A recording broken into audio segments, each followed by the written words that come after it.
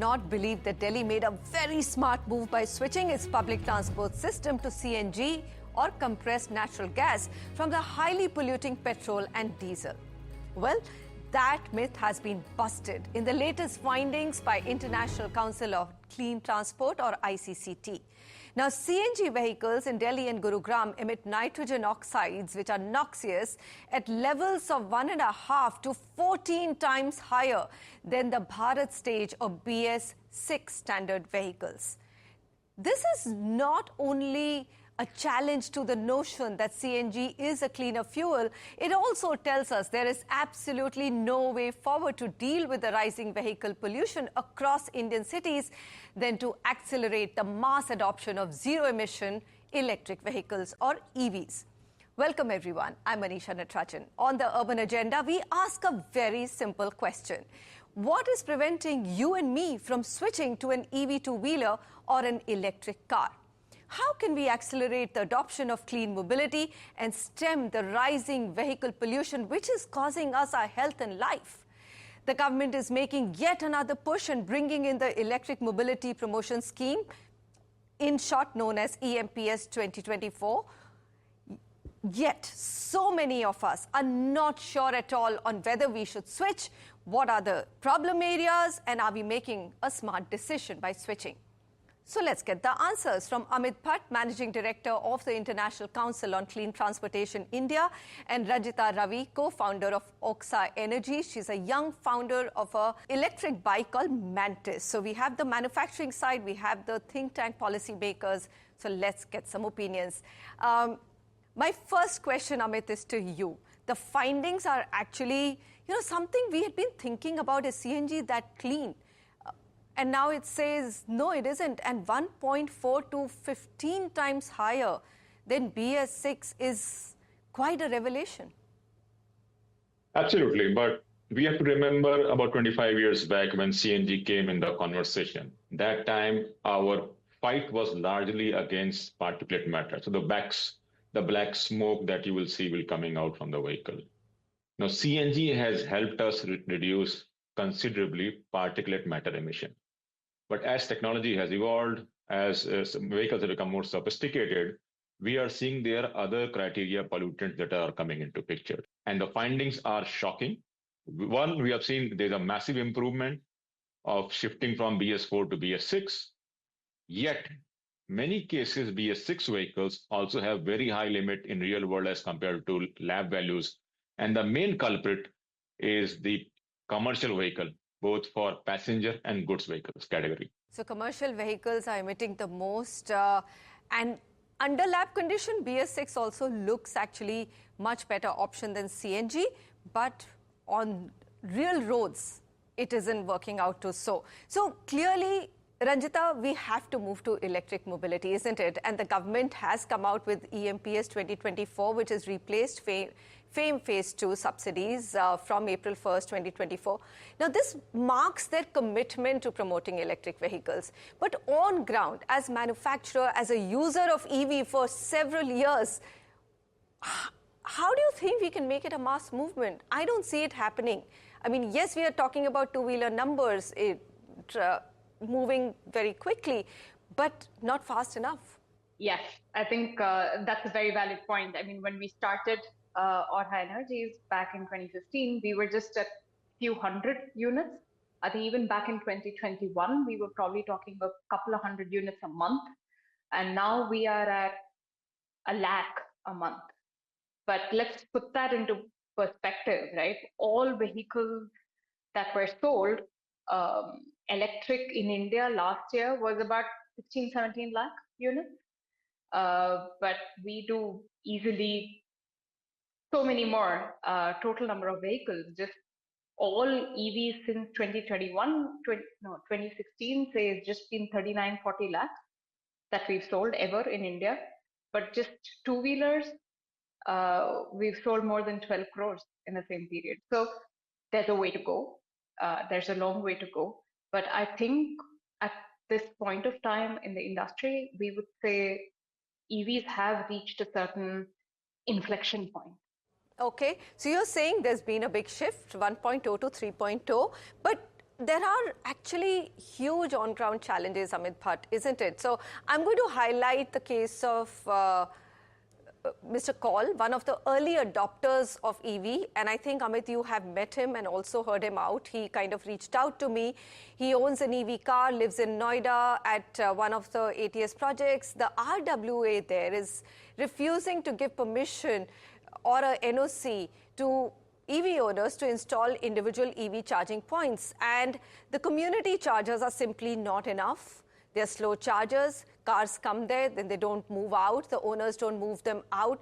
These are actually huge number of on-ground realities.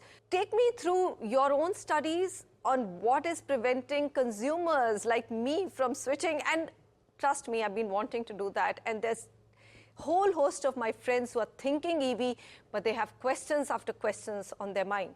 Amit. Absolutely. So there are a couple of big challenges to EV adoption. One is the upfront cost. The other big segment of challenge is the charging infrastructure. And when we typically talk about charging infrastructure, everybody talks about public charging infrastructure, now, which is important. But studies from US and other places have shown that in personal vehicle category, about 80-85% charging happens at home or at workplace. Now, this is where the problem gets magnified many folds. I am an EV user myself for last more than 2 years, and I've been struggling. I live in Gurgaon, Sector 58 Grand Arch. I've been struggling with my RWA for 2 years plus to allow me to set up charging in my parking locations where I am willing to take care all of the cost of the setting up the charging infrastructure, but the RWA is just not allowing it. So what do you need? I just need something called a 16 ampere plug to start with. I need to plug my vehicle. Now, sometimes the community chargers, when they came up, they were serving the purpose when the vehicle ownerships were few. But now many societies have very large EV ownership, and it's a big struggle. So how do you resolve it, right? And I think the learning for us is from learning from Norway, which is the EV capital of the world. About 87% of the new vehicles sold are electric. And they have something called a right to charge. So if you are an EV user, if you want to set up charging, the RWA equivalent, the distribution company, the municipal corporation, no one can deny you. So you have a right to charge. And if you have a parking space, the authorities will give you. The big problem right now is that since it becomes very inconvenient to find and coordinate in the community charging, I know a lot of people who want to buy electric car are not buying because they don't want to get into the hassle.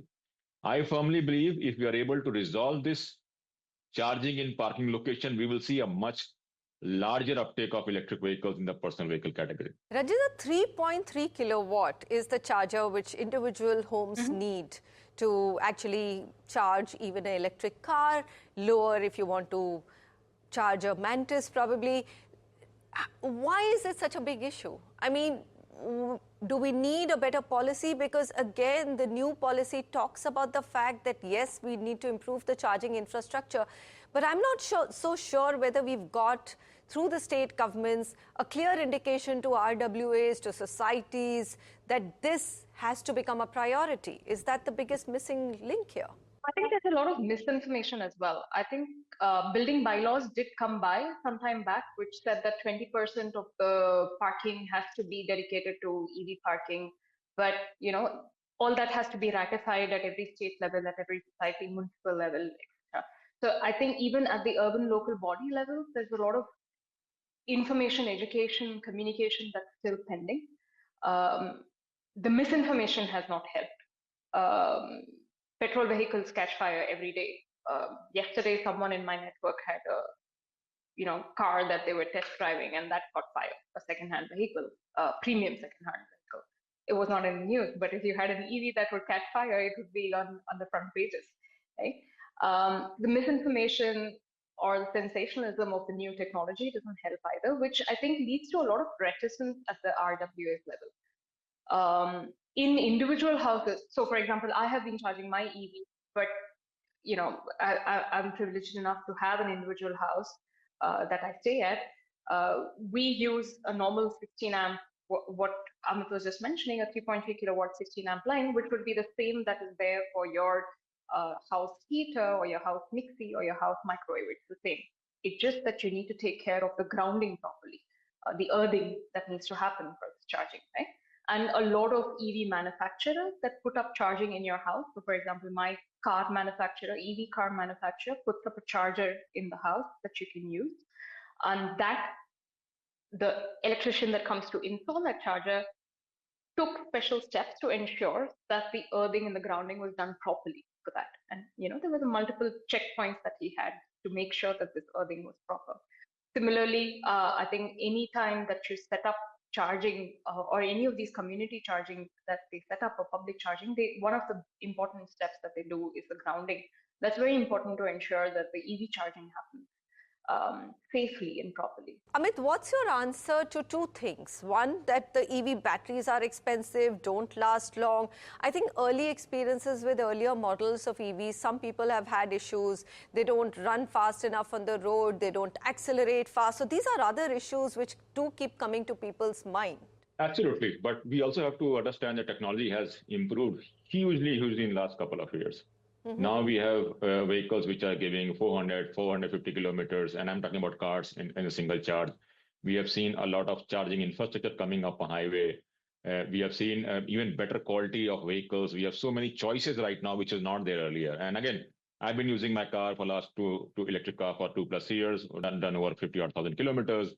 I have never run out of charge on one single time, and I have traveled distances 1,000, 1,500 kilometers at a go. So I think a lot of it is misconception myth, which people have. But once you come onto the system and you start using your electric vehicle, you will see it's not that difficult. Yes, it does require a little bit of planning because of the charging infrastructure development on the highways, but that will only improve with the passage of time. Stay with us, both of you. I'm going to come back and also understand a little bit more in terms of how do we get this misinformation around EVs, EV adoption out of the way, how do we educate RWAs, and how do we also ensure that there are enough models and choices for people to buy, whether it's two-wheelers, motorcycles, or electric cars. Are we manufacturing enough? Another question. Stay with us.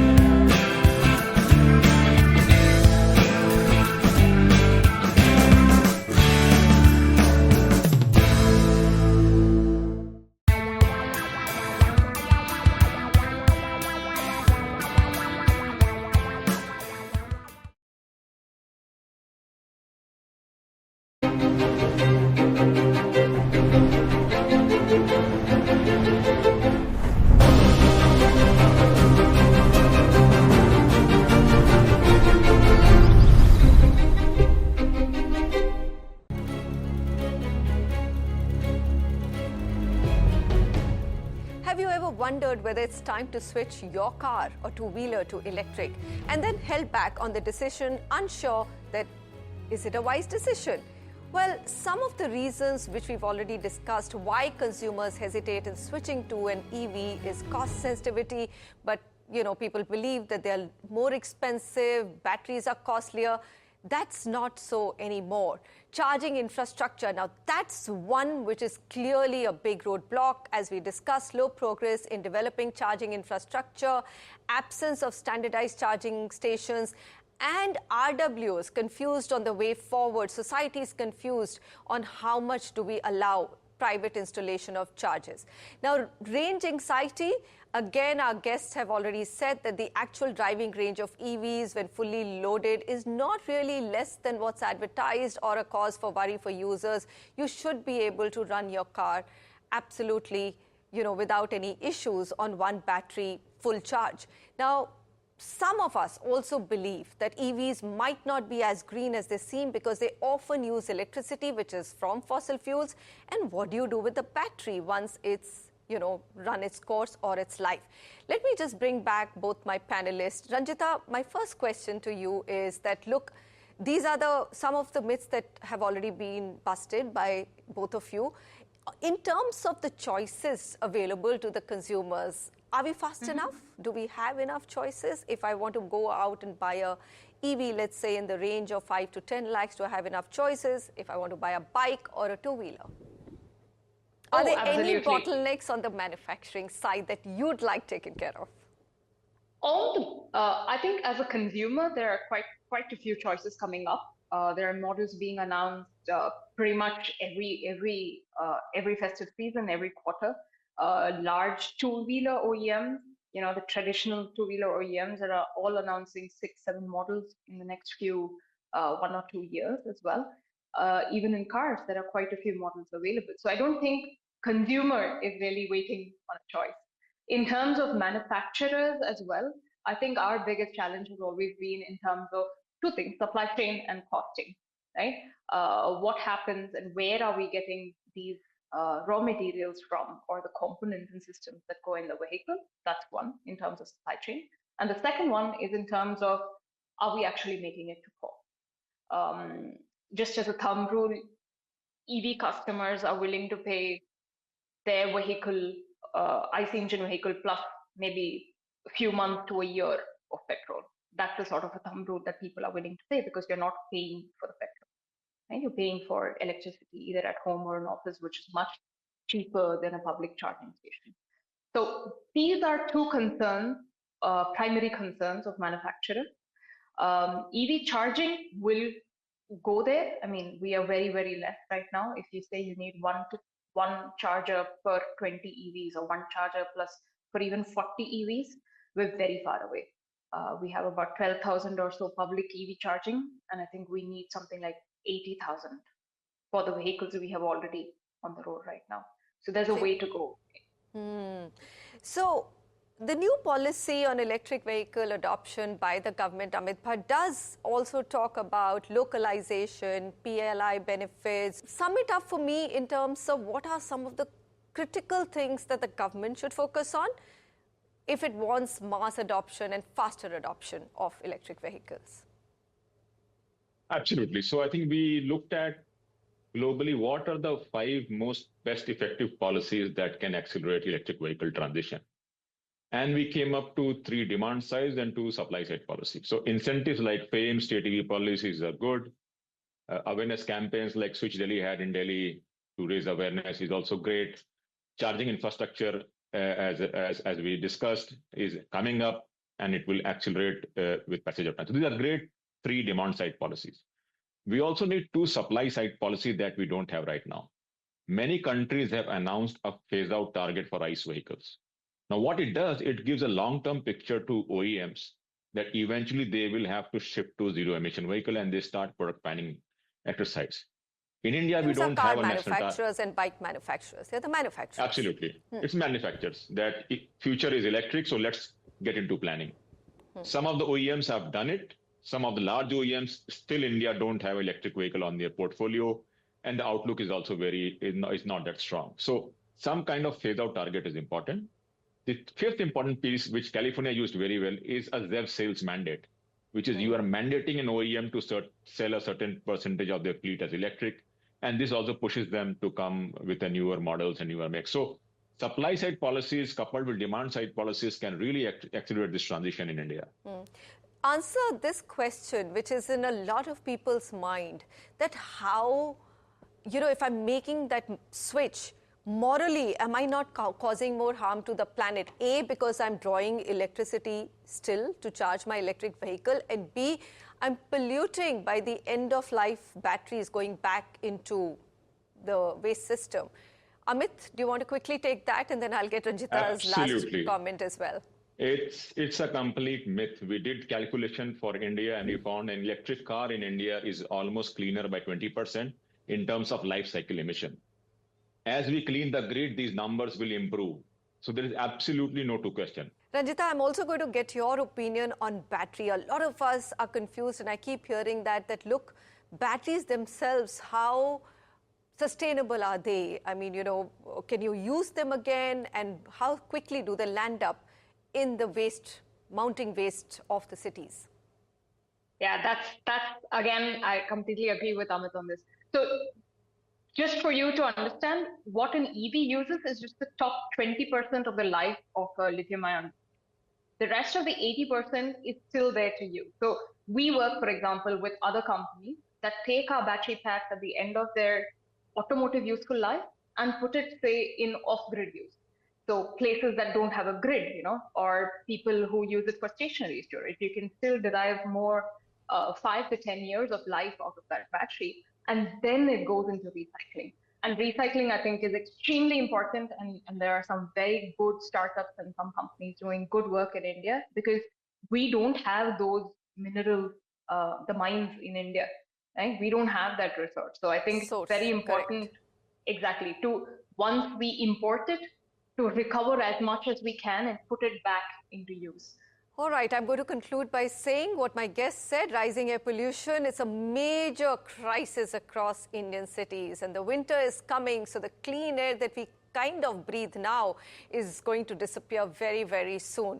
So a massive transformation and adoption of mobility or clean mobility is essential. This is Manisha Natarajan signing off. Goodbye.